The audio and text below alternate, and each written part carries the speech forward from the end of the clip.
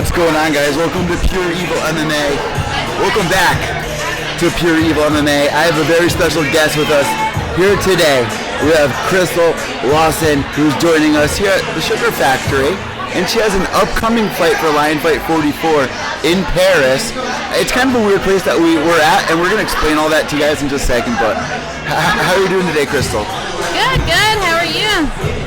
I'm doing good. So just to update everybody, we are wrapping up from Lion Fight 42.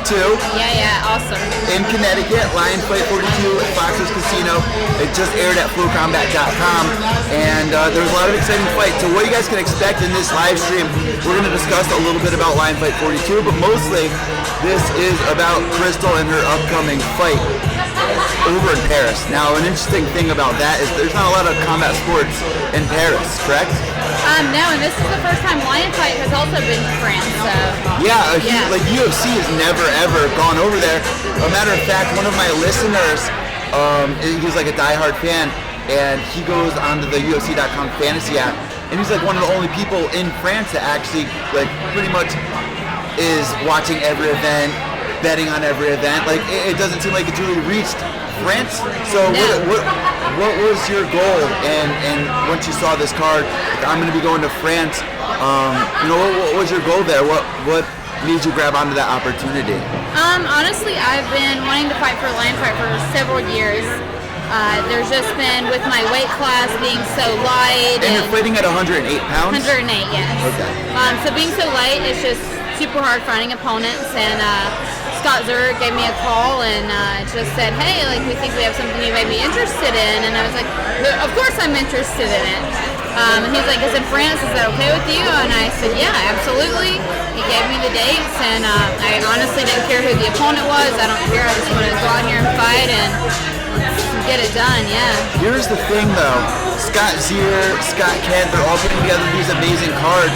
So when they offered this fight to you, did you know anything about your opponent, or is it kind of a mystery? I didn't know when they offered the fight. They told me a little bit. I didn't know a lot at all. Me and, my teammates rather kind of looked her up afterwards and found out a little bit about her, but it's more, we're not really too concerned about what she's doing. We're more concerned about just me going out there and showcasing what I do. So for anybody tuning in, let me just update everybody really quick, because this might be crazy to them. Yeah. Like Edward, do you want a date right now? No, guys. Not on the date. I mean, we do have drinks and stuff. And then they're probably like, what is that? This is his gay drink, and gay's totally fine. I'm fine with that, but this is... So here's the thing, guys. We are at the after party for Lion Fight at the Sugar Factory, which you see a lot of celebrities at. So it is a little loud in here, so we kind of snuck up in the corner. Around us we have other fighters that were on the card, other gym members, other workers. But I ordered myself. What did I order? What is this? I'm not exactly sure, but it's smoked. Yeah. It's a smoking drink. He wanted a really pretty drink, apparently, which is very manly. She's lying. She's whacking me right now. I'm not being facetious whatsoever. And I did not take a video of it either. None of that happened. Oh yeah, very important for everybody tuning in or listening. Where can they find you on Instagram? On Instagram, I'm at ThaiBoxBear. And then same thing on Snapchat. I don't snap as much because I suck at that. But Instagram, ThaiBoxBear. Facebook, it's Crystal Bear Lawson. Now, for anybody that's never seen you, they don't know that you're a fighter. If they snuck on your Instagram page, they probably think that you're a model. Have you had modeling background? A lot of people say, yesterday somebody thought I was a PR person, somebody thought I was a model. I thought you were like an expensive wife yesterday. Or an expensive wife. I've done some modeling. I was in Inked magazine last summer. They just surprised me. It was online with like all these views. I was like, oh man. So I guess technically I'm a model. I don't know. But yeah, so. Well, tonight we are living the VIP experience here. What are you drinking?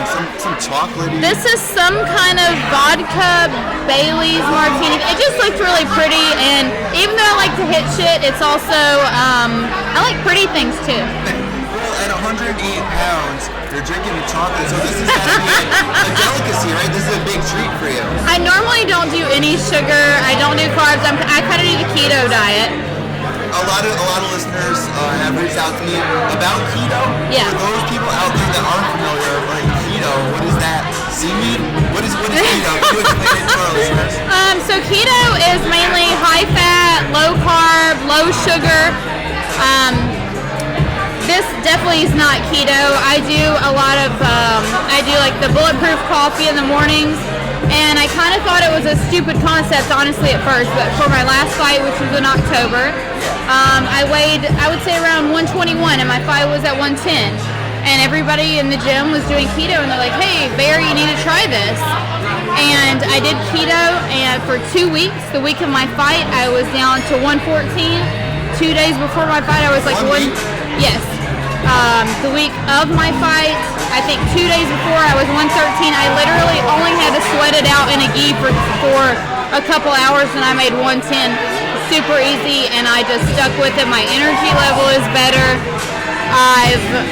We literally will go between practices and maybe have chicken, and your body runs off of the fat rather than carbs, which is totally against what I ever thought was right. Is this a new diet that's come out? Because it seems like it's been pretty big the last year or two. It's kind of new, but I think it's similar to like the caveman diet or something. I don't think it's that different, you know? By the way, this drink, I feel like I'm going to drown in it any second. For those of you guys listening to the podcast, it feels so bad, which means you should really jump onto the YouTube, subscribe there at Pure Evil MMA. But if you're listening to the podcast right now, this drink that I have is literally the size of a goldfish bowl. Like, what you could put goldfish in this bowl. More than one. You could put 5 in here for sure. 5 goldfish. They may die, but you can put them in there. All right, so let's talk a little bit. Let's talk a little bit about your fight camp, because something that's very interesting about you is that you train with UFC fighters. You train with elite fighters. So for anyone that's out there, they'll at least know this name. Justine Kish is one of your training partners. What's it like? I train with Justine. Also, Ricky Rainey's at my gym, who is in Bellator. He just signed to UFC. We've got a lot of top guys who just literally, my gym is not huge by any means. With Jimmo. Yes, my coach is Jeff Jimmo, and he's just an amazing coach.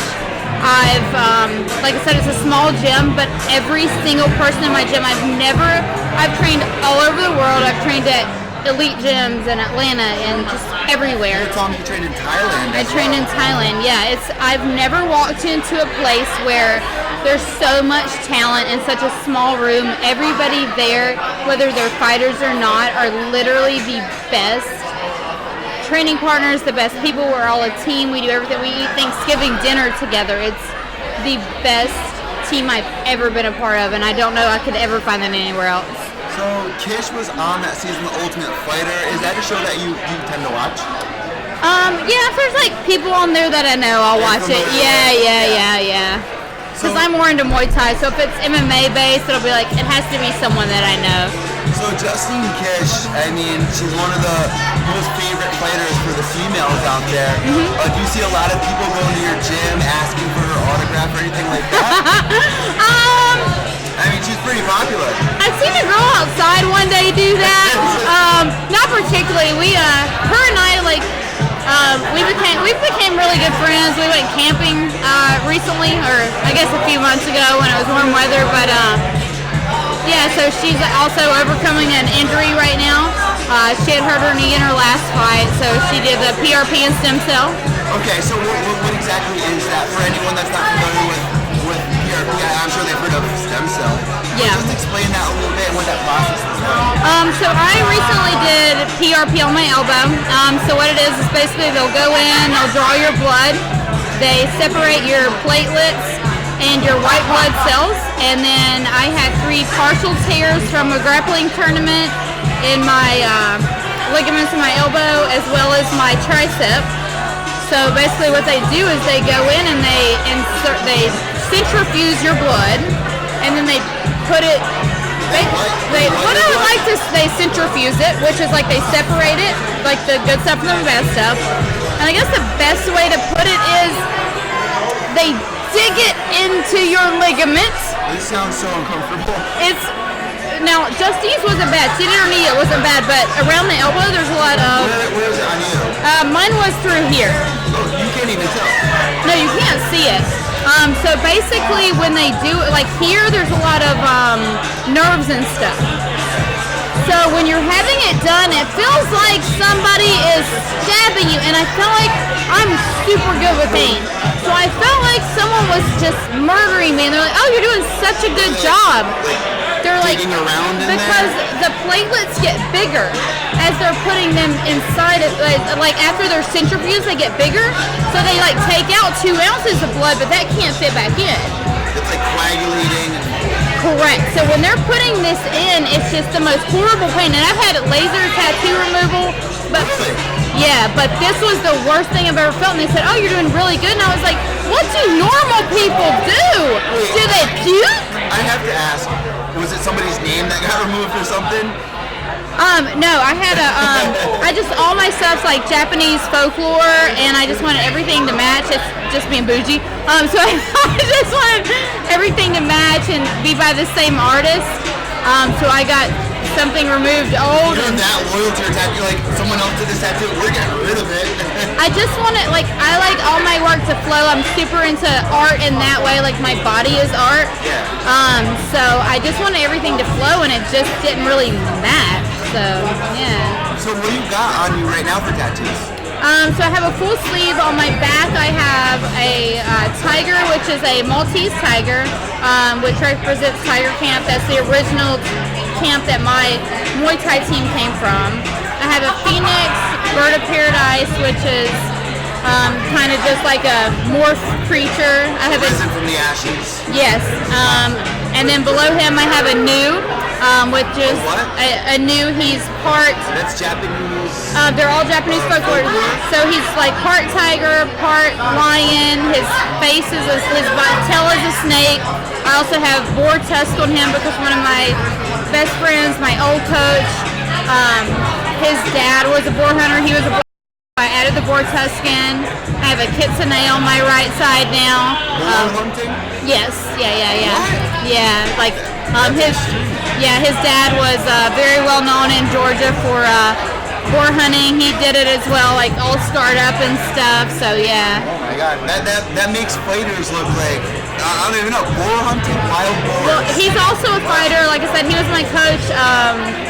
Also a fighter, but yeah. Who is this? So Kevin Brooks. He retired recently. He was my coach for about 5 years. Also my fiance at the time, still one of my best friends ever. But yeah, he boar hunted. His dad hunted, and yeah. So like I've seen those shows, those things like charge after you. When I'm telling you, like he is scarred, like both of his arms. Tusks, right? Yeah, that's why I added the tusk into my tattoo. Yeah. Okay, that's awesome. So you have all those tattoos, but you only had one removed?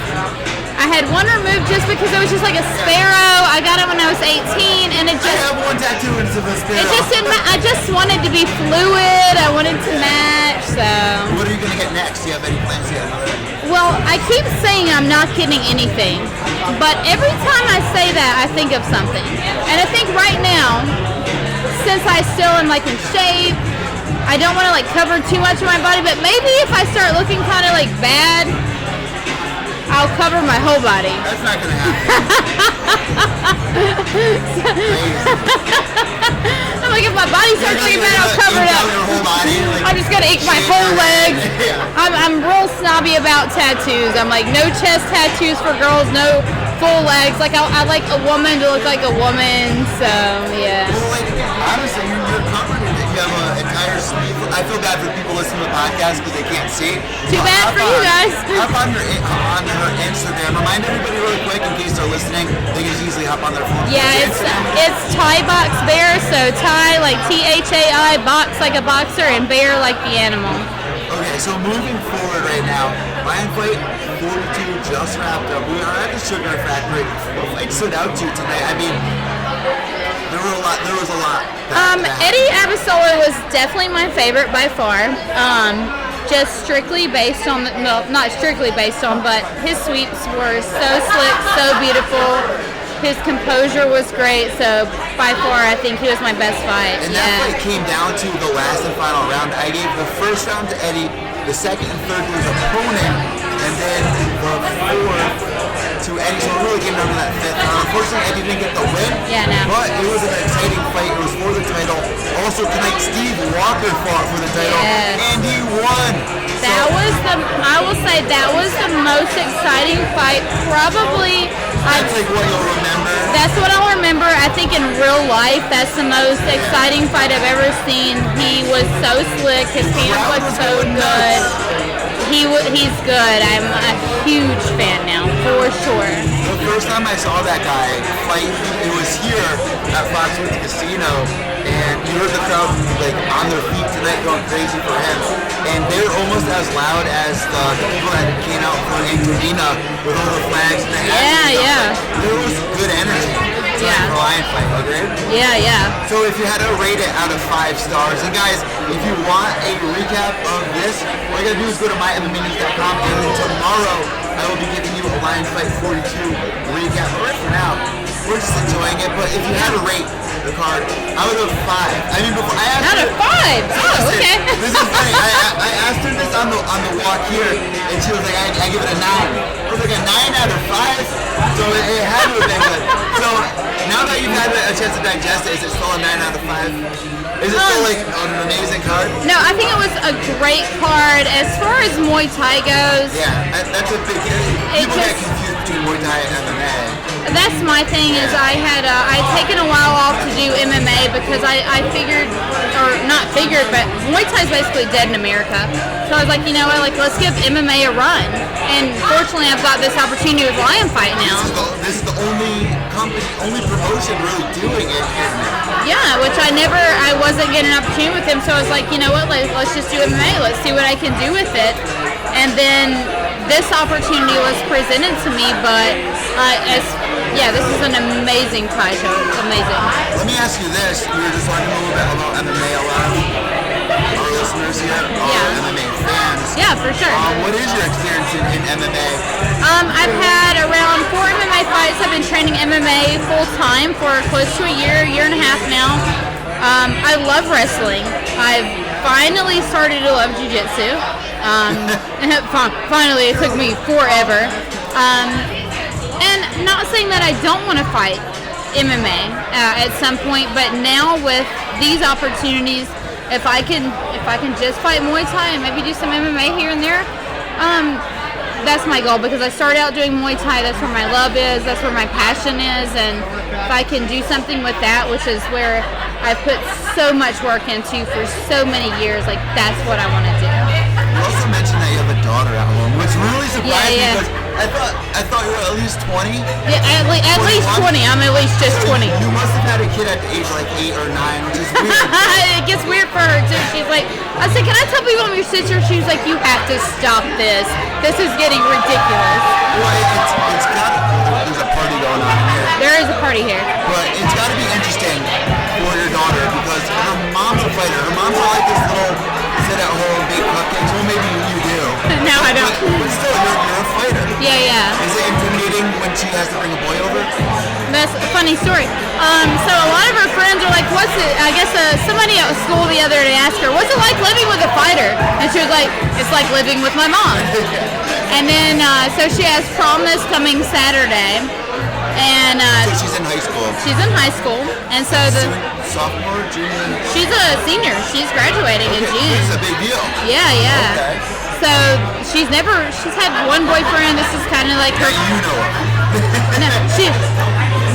That I know of. The guy really wanted to meet me. He wanted to go see me train. He went to my strength conditioning session. Was super into it. Did you make him go, or did he? No, he wanted to go. He was really into it. So I thought that was kind of cool that he was interested in what I do. It is cool. 2018.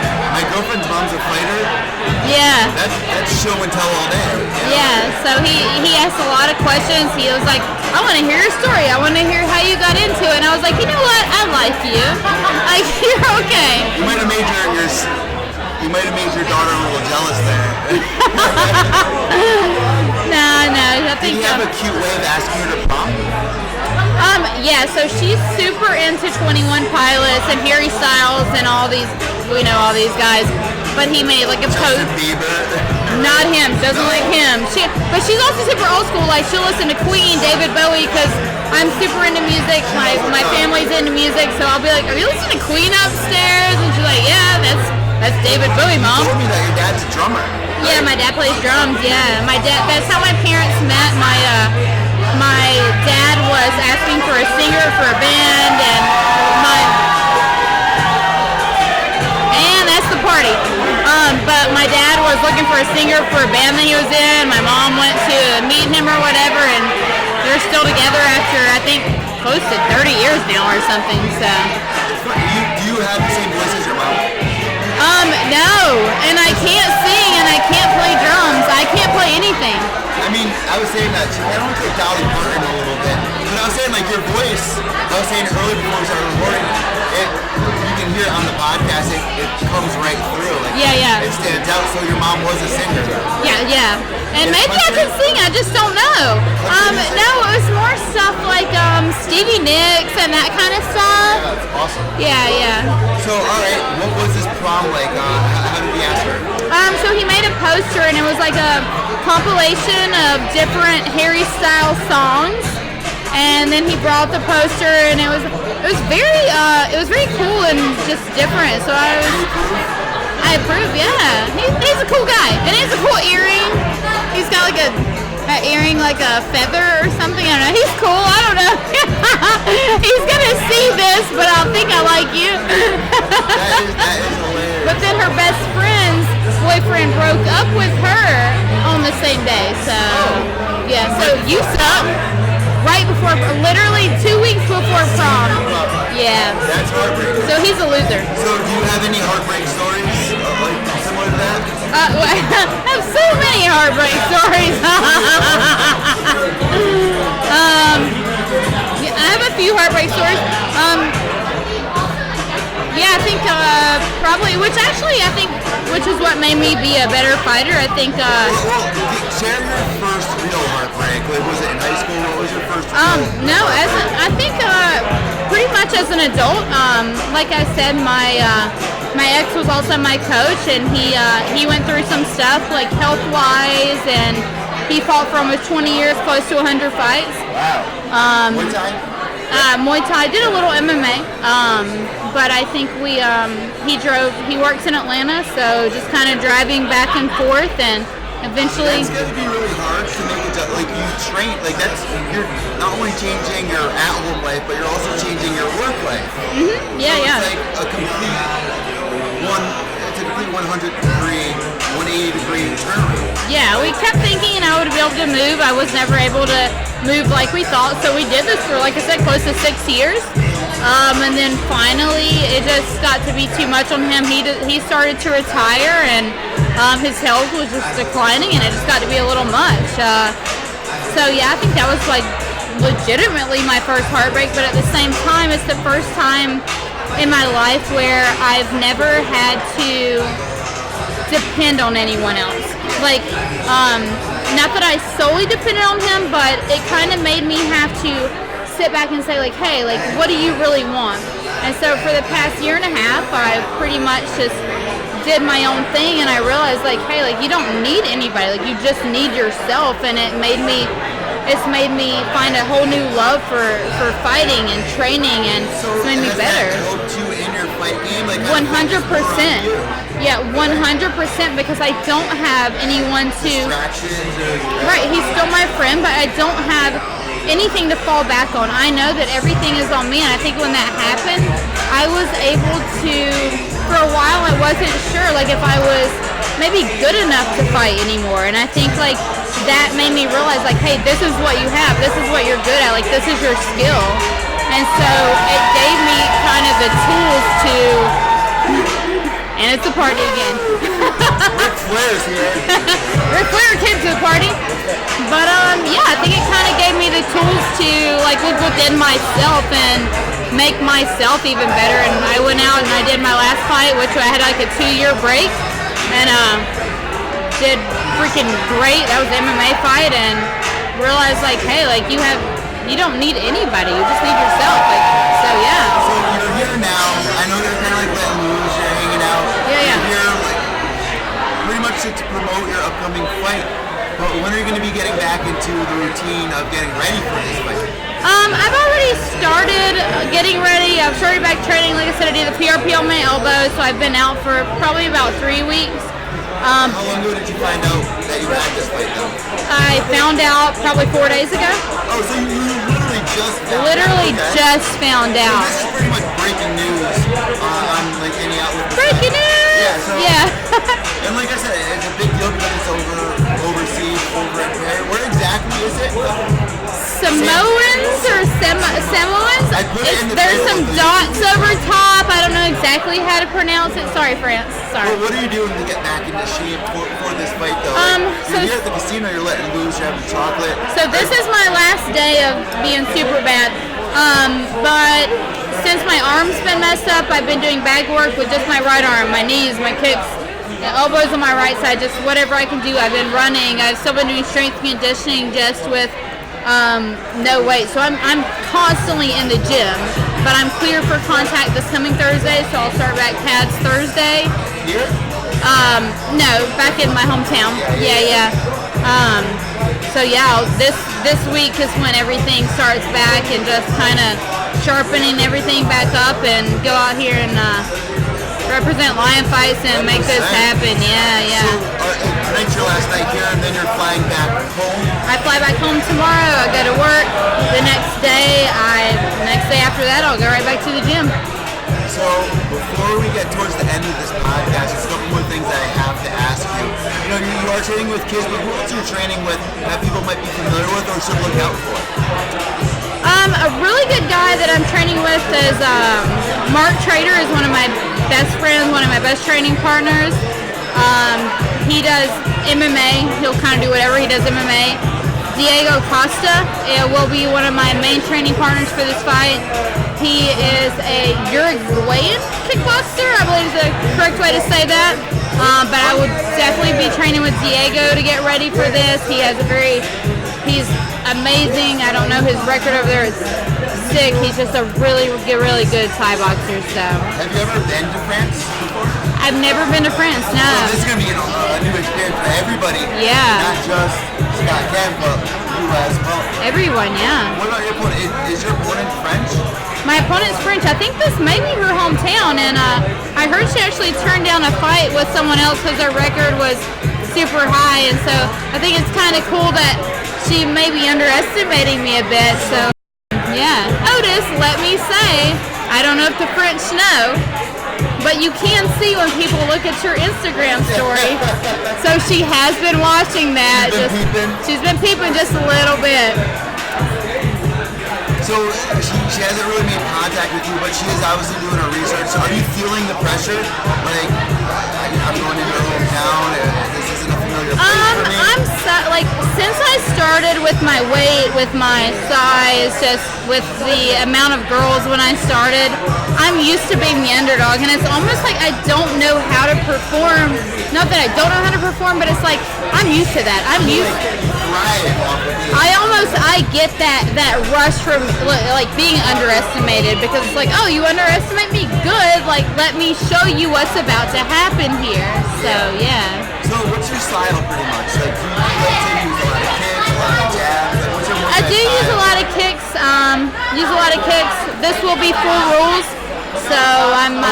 Really? Yeah. Rules Muay Thai match? Super excited about that. So Everyone's getting excited about that. Yeah. So hoping to make some really work these elbows on this one for sure. Do you know who else is on this card by chance? I have no idea. It's developing as the days go on. Yeah. Like we said, guys, this is so new. UFC has never even been over to France. Ever. Yeah. So Lion Fight's breaking ground.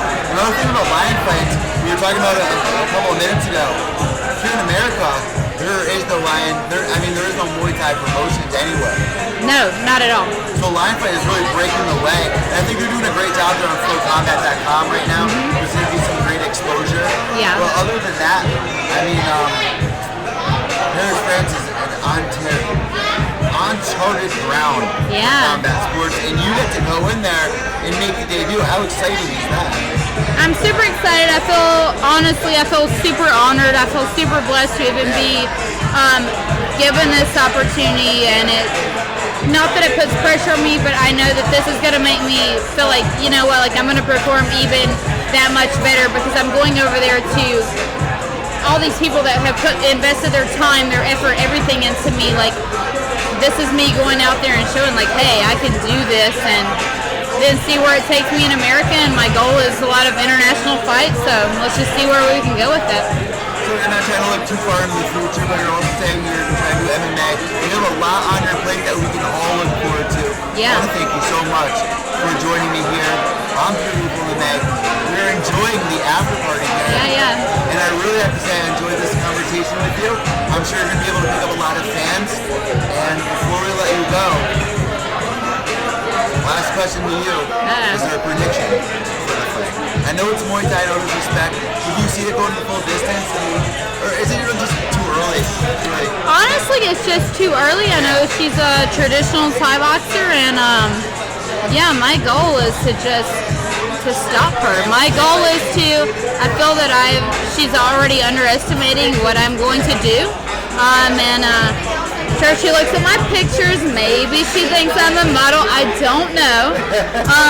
But realistically, yeah, I just kind of want to elbow her. So I want to end it. I want to finish it and show Scott Zer, like, why they brought me out here, why they chose me, and let's do it.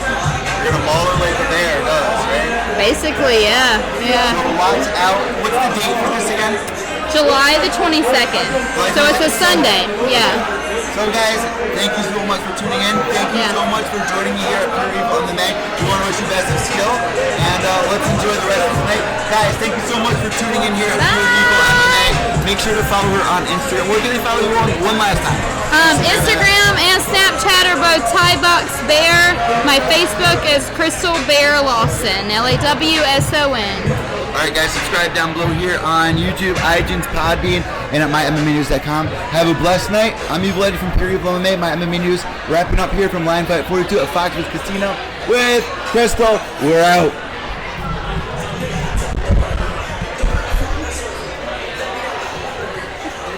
Behave yourselves.